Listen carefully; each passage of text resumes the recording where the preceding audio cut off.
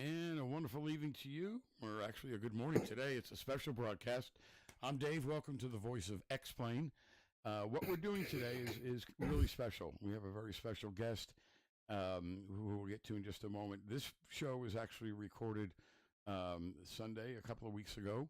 We are able to spend some time today with a gentleman that had a lot to do with meteorological training in Canada. I literally met him about 30 seconds ago. He came to us from one of our team members here, MaxFly 101. And I'm really excited to learn all about him. And I want to introduce Jerry Fluke. Jerry, welcome to the show. Hi, everybody. Good to be here. And Jerry, I appreciate the time. I know you got to get to the airport in a little bit. And I promise you'll get there in plenty of time. So let's talk about Jerry Fluke. Tell me who he is and why we're spending time with him this morning. Well, I'll tell you what, start off with, I'm 84 years old, and I quit flying about almost 20 years ago because I didn't have the time to stay current because I was running a farm after retirement. Go ahead. Wow, that was pretty good. So you did fly way back when. What did you fly? What kind of airplanes? Mainly tail draggers. That was what I learned on, and that sort of thing. And I got my commercial, but it was a limited commercial because I'm color deficient, so I was restricted to daytime. That doesn't mean I only flew at daytime, of course, but. Anyways, flying, and it took most of my actually pilot experience. I got my pilot's license probably when I was midway through my career type of thing. And when I was in the military, in the Air Force, I was a weather tech, and I wasn't air crew, that sort of thing. So I won't give you the wrong impression there. I didn't fly in the Air Force. But when we were flying sort of in this situation with the ice reconnaissance program, we used a number of different aircraft, and the ice reconnaissance person, the fellow that was doing the ice reconnaissance, was usually sitting up in the nose or in the co-pilot seat or something like that. If it was a DC-3 or a PBY-5 Cancel, he was up in the nose. If it was a Lancaster bomber converted, it would be up in the nose gunner's position. If it was in the B-17, it would be up in the bomb aimer's position, that sort of thing. So we used a whole pile of different contract companies type of thing. Right. So that's it in a nutshell. So how old were you when you got interested in aviation? Oh, I guess probably when my dad went overseas in the Air Force in 1940. Wow. So I was always interested in airplanes. So you always had a passion to fly? Well, I don't know if I had a passion to fly when I was that young, but I was always interested in airplanes. And I tell you, I joined the Royal Canadian Air Force as a matter of second choice. And this was when I was 17, I guess. I was starting to join the service. I wanted to go with the Royal Canadian Navy because I was interested in electronics, but the Navy wanted 5 years. The Air Force only wanted 3. So I thought, what the heck? I got to learn a trade. I'll learn it in 3 years. So the trade was meteorology. And that became your career in your life? Yes, that became my career for the next, well, I pulled a pin early because I could see the writing on the wall with the way the thing was going. I pulled a pin, I was age 52 or 53 something. And I retired and I went farming. Still continued to fly, but went farming. But then again, as I say, I got into the farming thing, and I found that I didn't have the time to stay current. Farming could keep you busy. Oh, no doubt. So let's get some time references here. When did you get into your career? When did you start with weather training and weather development in Canada?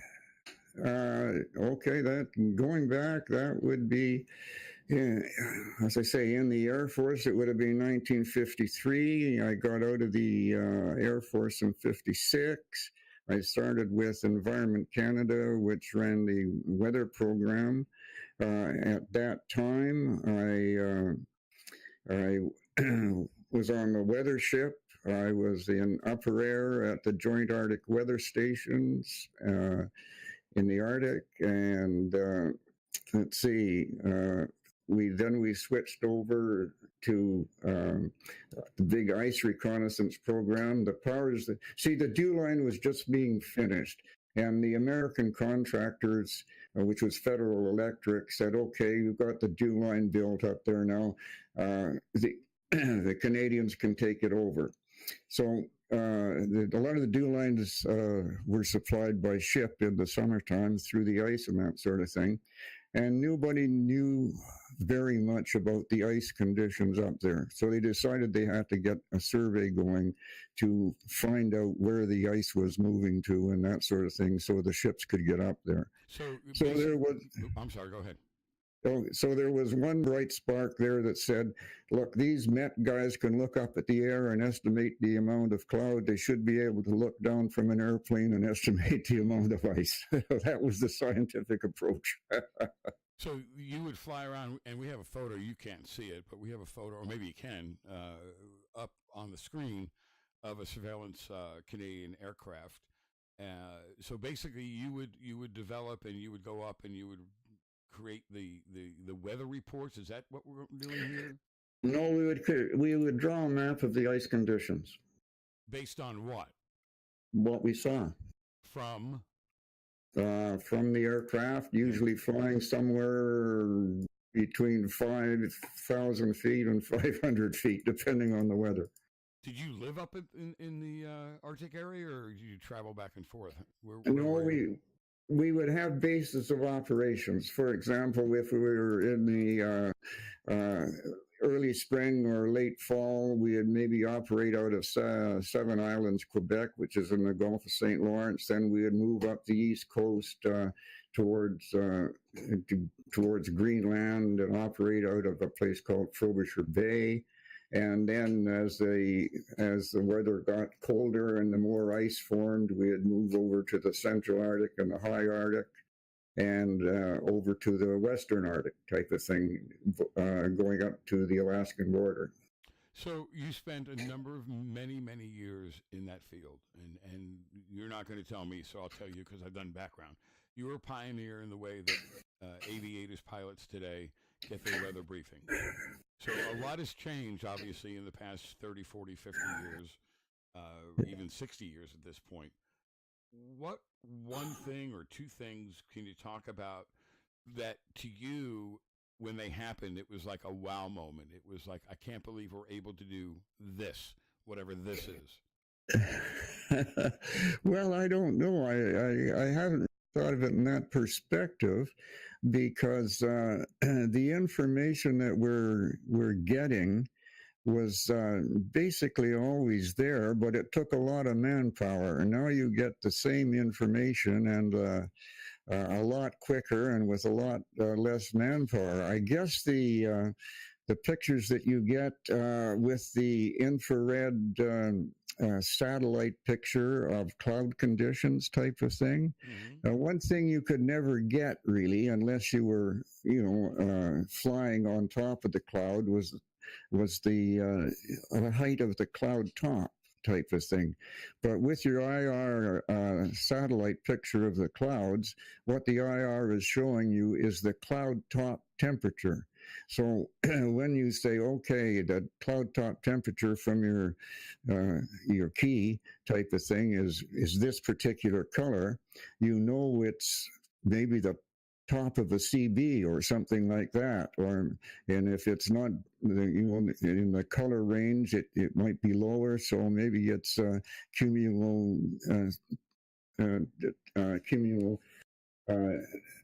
or something like that, Right. Or maybe strata Q or Alticumulus castellanus type of thing. And, not too many of us as pilots in the pilot group know the names of the clouds. And with the automation that's going on now, they don't give you the names. That's a lost part of, I think, of the pilots knowing something about the weather. They just get some of the technical data, but not. That's, I mean, very true. yeah, very true. I mean, how many pilots know what the difference between Altocumulus castellanus, what it looks like from the top, and towering cumulus, for example? And there's a difference type of thing. But is it really important?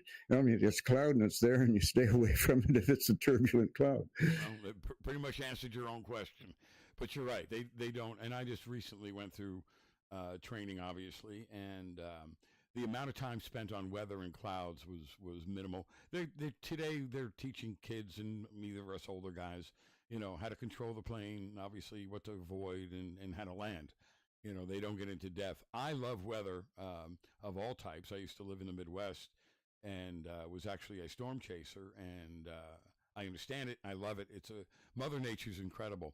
I don't want to run out of time. I want to talk about a couple other things. So if you don't mind, go ahead. Let's talk about the plane that you built. Oh, it was a Zen Air. If you look up Zen Air, you come across the name Chris Heinz, and he was one of the designers on the de Havilland Comet type of thing that was built in basically Europe and the UK type of deal. And he came to Canada, and when he retired from that, and started designing his own small airplanes, which were called the Zen Air type of thing, or the Zenith type of deal. So that was a good little two-place airplane, and it was stressed for +9, -6. And that's quite a stress range for a little two-seater. What was it made out of? It was stressed aluminum. It was not a rag and tube. The only steel thing in it was the engine mount. Everything else was riveted aluminum. That's pretty good stress manufacturing there. Yeah, there are a lot of rivets in there. And it wasn't light gauge. I guess it was probably a grade or two heavier than what Cessna uses, say, on the 172 or something like that. And when you were flying planes yourself, what kind of planes were you flying? Well, I learned on a Champ 7AC, and then of course you went up and 172s and that sort of thing. And after I retired, I did a little bit of ferrying aircraft back and forth between Ontario and the West Coast type of thing. But it was just, somebody had sold an airplane and they needed it delivered, and there's not too many people that would take a 7 CCM or something across the Rockies to Ontario, or the other way around type of deal. And the 172s, 170s, 180s, that sort of thing. So I would chug them across country and, take the train back or the bus back or something like that. It was fun. Go ahead. I'll tell you something that I was talking to Al about, no problem flying across the Rockies. I mean, that was no problem at all, because there's always a valley and river in the bottom of the valley. If you have to put it down in there, you can put it down type of thing. The thing that really bothered me a little bit was going across the Canadian Shield. What is the Canadian Shield? Oh, the Canadian Shield is that area that's up north of the Great Lakes, and it goes up to like Hudson Bay, that area in there. It's pretty well not populated. There's really nowhere to put an aircraft down, because it's probably 75% small lakes, and the other bit is 25% rock type of thing. So if you're flying up there by yourself, you're listening to the engine cough. It's coughing all the time. What do you think it is? Go ahead. And again, what years are we talking here that you were flying across Oh, that would be after 1986. So you had some technology in the plane. Oh yeah, I had some technology, and I didn't really start get my pilot's license probably until it was 1965 or 66, somewhere in there type of thing. But prior to that, I had flown as a navigator because with our ice reconnaissance training, we had to set the courses and that sort of thing. So the government company we worked for, Environment Canada, sent us on the RCAF navigation course. And I'll tell you another thing that's interesting. When we were doing the flying in the Arctic, there were no VORs. There were a few NDBs. That was it. We have listeners that I know are not going to totally understand. Take a few moments and explain the difference. Would you mind? Okay, a non-directional beacon is a radio transmitter that will send out a signal, and your ADF on the instrument panel, your compass, your radio compass, will point at that radio signal, and tell you what direction it is and where it is with respect to the airplane. Is it on the side or is it straight ahead, type of thing. The VOR, of course, is what's used basically now, and it will actually give you a radio to the VFR, the transmitter type of thing, the VOR. And so it's used for approaches and whatever. And I think you can probably add on to that what you guys know. I'm sure it's right up to date. Good. No, you pass. You can fly. No, it's that's exactly right. And things are changing rapidly. Go ahead. Earlier, we were having a discussion. I mean, down here, at least in the States, they're starting to phase out all that, and we were just talking to a gentleman who was thinking about getting his pilot's license, and he's well up on technology, iPads and ForeFlight. But I reminded him that hopefully his instructor will teach him how to read a chart. Well, that's the thing. And when I stopped flying, it was just sort of when the RNAV and all great instrumentation was coming in, type of deal. When we were flying ice reconnaissance in the Electras and that sort of thing, we got one of the advantages was we got a computer controlled navigation aid type of thing. And what it was is a mechanically digital panel that gave you your ground speed and lat and long type of thing, and that was a big advantage. But it as I say, it was mechanically digital type of thing, not the glass screen type of deal. Go ahead. So let's move on to your farming, because I think it's fascinating. You retired from your career, and what made you go and get the land and do everything that you're doing? Because what Al has told us is pretty amazing. Well, I don't know. I was in my 50s and early 50s, and I could read the writing on the technology was sort of going to do us out of a job type of thing. A lot of new stuff coming on that replaced people, and the people wouldn't need to be trained. And of course, in Canada, and I'm not being critical in any way, but everything is sort of bilingual with the government, French and English. And if you're French speaking, develop something in French, you can't implement it till it's been translated into English, and vice versa, you see. So there's a big delay, and you got twice as many filing cabinets, and that makes a mess of things. And as you're getting older, you want things to be simpler, not more complicated. So we decided that we could do more at age 50, 55 than we could at 60 or 65. So that's when my wife and I decided to pull the pin. I had met my wife when we were flying in the Arctic. She had been a registered nurse in Alaska. She was a Canadian, but they had gone out to Alaska to work at Bethel in Alaska. And then she moved over to Cambridge Bay, which was about in the central Arctic of Canada. And we used Cambridge Bay as a base of operations one summer. And I left the Jeep parked in front of the nursing station too long one night. Anyways, we decided to get married. And so her being a nurse and myself being whatever, we decided that a farm would be nice. So I have a river that runs through my front yard. The elevation of my pastures is around 1,400 feet above sea level. And with a mile on each side of my farm, if you're going to fly across there, you want to be at 5,500 feet anyways, and you got about 100 feet below you. Wow.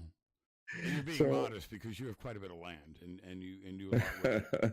well, I've got a quarter section, and a quarter section is a half mile by a half mile type of thing. So, and it's you have some flat ground pasture land in the bottom of the valley, but start to go up each side. It's heavily forested. It's just right for a lightning strike to set things off. And the animals. The animals are llamas. Okay, we started llamas there just because it was coming into vogue there back in the back at that time around the late 70s, early 80s, and so on.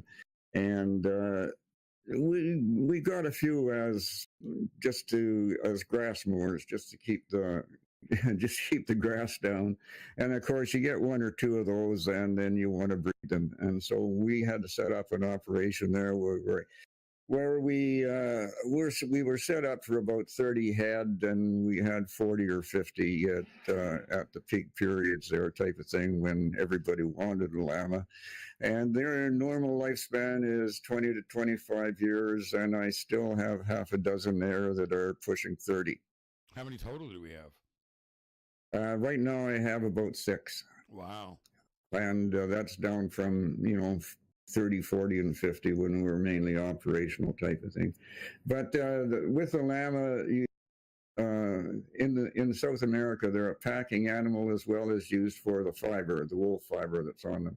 And then everybody started getting alpacas because they're smaller, easier to handle, and they shear easier when you're shearing them. And the fiber doesn't quite have as much hair in it. It has more wool fiber than hair fiber type of thing. So with the llamas, you kind of have to take the hair fiber out of the fleece type of thing, and that's time consuming. But I could go on and on and on. I'd sooner talk about airplanes, about the different types we used to fly when we were doing the ISER. Let's go. Okay. When we were doing the survey on Hudson's Bay, we always used a cancel, a PBY-5A type of thing. And one of the fellows said, one of the air crew said that when we were contracting, why do you guys always ask for the cancel? I said, I guess it's because if we have a problem in Hudson Bay, you can land on the water. Because, the cancel, the PBY-5A is the big amphibian. He said, if you think I'm going to land this thing on the water, you've got another thing coming. So anyways, there was the cancel that we used quite a bit. We used the DC-3 an awful lot type of thing. And then we used a DC-4. And then we started to get fancy, and we had a big sort of almost like a T-33 blister sitting up on top, just above the pilot's type of thing, and the observer sat up there. Then we got a side-looking radar that was underneath the aircraft, and so on. So things progressed, and used the DC-4s, and then the Electras that had beefed up main wing struts in them. They were converted, and then you had these big aircraft, and then the satellite was coming in, more refinement there and that sort of thing. So the powers that be said, maybe we don't need all these airplanes flying around looking at the ice. The satellite gives us a fine picture. We can zoom right in on the ice and that sort of thing.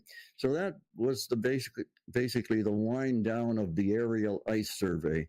But we still used a Dash 8 set up with side-looking radar and that sort of thing, and a Dash 7 when they came along, just as sort of a ground truth type of aircraft. But I wasn't in it at that time. I was back in training in the training center.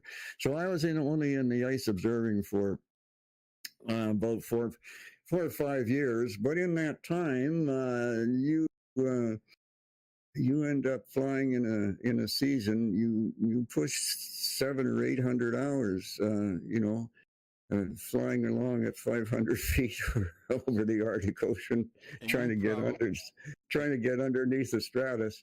and you Go ahead. probably enjoyed every single moment, didn't you? It was fun, but they were long days, because we'd get sort of a direction from headquarters where they wanted the ice survey. So then you would have to check the weather and say whether we can or not. This is a little bit before the flight type of thing, the night before.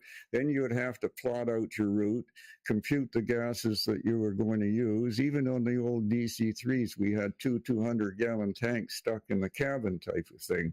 And normal endurance for a DC-3 with the wing tanks was about 8 hours. So with the two tanks in the fuselage, we got almost 12 hours out of the DC-3. So there was a lot of that sort of stuff that went on in terms of preparation. Go ahead.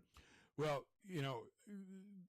I'm listening to what you're saying, and I respect and I appreciate it, because you flew in the real world without technology. It was all. You're laughing, but I'm sure I'm telling the truth. Yeah, you're quite right there. As I say, if we had one of the DC-3s that we got had a drift meter in it. Okay, so you could look down at the ground and rotate your little guide there, and you could actually measure your drift if you could see the ground, type of deal. So then you could work that into your navigation charts, and you could get a much better, more accurate path, type of thing. You didn't have a handheld computer to punch a number in and get an answer. You had to take a piece of paper and hopefully nothing a pencil. Like that. A lot of sharp pencils, yeah. And you learn the symbols, like on the map, a little circle, a little tiny circle with a dot in the center was a pinpoint. If you had a little square with a dot in the middle, that was an MPP, most probable position. And then when you did get a pinpoint, you could go back and change the route as to where you've been. So as you said, you can't really tell where you're going unless you know where you've been. Exactly. So believe it or not, the guys in the back, we have a couple questions. Obviously, this one I know the answer, but I'm going to ask it. Would you still like to be flying today? Oh, I would love to have the time to push some of the old tin around, that's for sure. Did you ever have a close call? Oh, yeah, I guess we had a few of those, and it would be close calls with the ground, because in the Arctic there's lots of islands, and some of them weren't even on the chart. And if you're doing any well, it's not really scud running, but you're down in the stratus, below the stratus or just in the stratus type of thing. And some of those, if you're not right on course, that you're where you're supposed to be or where you think you are, sometimes those islands can come up in a hurry. And some are not just little small islands, some are towering animals. And what do you say? Somebody's actually built this tower here, but no, it's just a great big tower of rock sticking up out of the water type of thing. Go ahead. Wow. Well, I want to thank you. I mean, this has been most enjoyable. We're almost out of time. It's such a joy to talk to somebody that came from an era that, sadly, with all due respect, it's long gone. I mean, what you guys did back in the 50s and 60s and early 70s, it'll never be here again. Well, that's true, and maybe that's a good thing. No. Look, without you guys collectively, the technology and the advancement and the education would never have been. I mean, think about it. I suppose. Go ahead. No, that's true, I guess. But you knew your limitations, and you worked within it, type of thing. But with the advancement of technology, it did make things safer. But in a way, I've seen a lot of people get into trouble. There was an old saying in the Arctic. it's easy to get lost up there because the visibility is usually so good. I mean, the air is so clear that you can see something at a much greater distance, and you tend the inexperienced people tend to misjudge their distance, type of thing, very easily because you can see so far. Go ahead. So, real quick, then, if I'm understanding what you're saying, is you spent 100% of your time up in northern Canada in the Arctic area.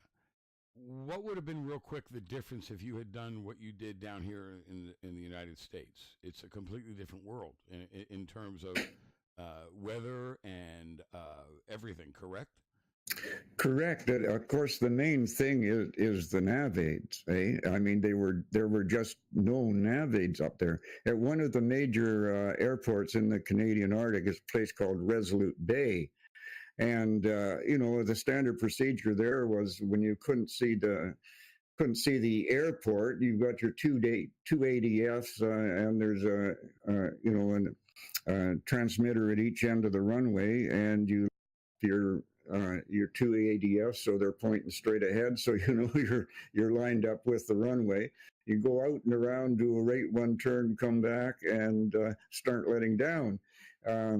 There was even times with some of the sort of bush operators up there that their ground crew would go out and punch a hole in the top of a 45-gallon drum and light it, so their pilot would be able to see the runway through the cloud, through the stratus and stuff that was sitting right on the deck. Wow. These would be Beaver pilots with Tundra tires and things like that on them. So there was quite a difference there. And of course, every little piece of technology that came along, like I say, the VORs and that sort of thing made the big difference. And then. Right. Then the GPS, of course, and that's the big thing. But I'll tell you one thing I would be doing. I noticed, because I stayed with the flying club in Salmon Arm, BC, and a lot of the pilots, 170s and 172s, Cherokees, and that sort of thing that the general aviation has there. A lot of the younger pilots weren't carrying a map and didn't fly by a map. I don't care. I don't care if you got a GPS or all the electronic nav aids, but you still better have a map in your sitting on your knee. I agree. Not a lot of water towers with the name of the town up in the Arctic, are there? That's for sure. Yeah, I've done that before. Absolutely. Jerry Fluke, I can't thank you enough for spending time. I know you got to catch a flight back home. Well, in a couple of enjoyable. In a couple of hours, I'll be grabbing a plane to head out just north of Idaho. Salmon Arm, British Columbia. Thank you, my friend. I appreciate it. Thanks much, Dave. Bye-bye. Bye-bye.